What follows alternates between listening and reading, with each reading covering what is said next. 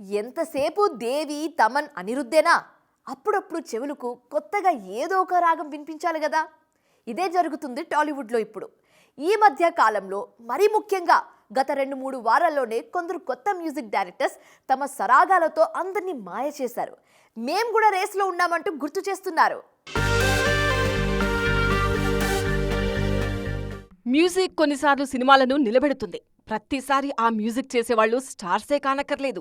ఒక్కోసారి చిన్నోళ్లు కూడా మ్యాజిక్ చేస్తుంటారు. లిటిల్ హార్ట్స్కు సింజిత్ ఎర్రమిల్లి చేసినట్టు ఈ కుర్రాడి సంగీతమే ఈ సినిమాకు ప్రధాన బలం.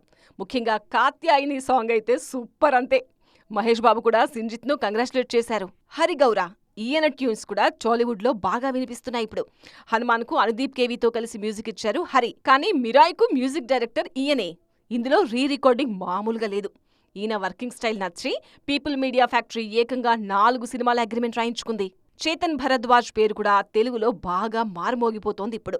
RX100 నుంచి ఎన్నో సినిమాలకు సంగీతం అందించారు చేతన్. తాజాగా కిష్కింధపురిలో ఈయన రికార్డింగ్ కు ఆడియన్స్ వణికిపోతున్నారు.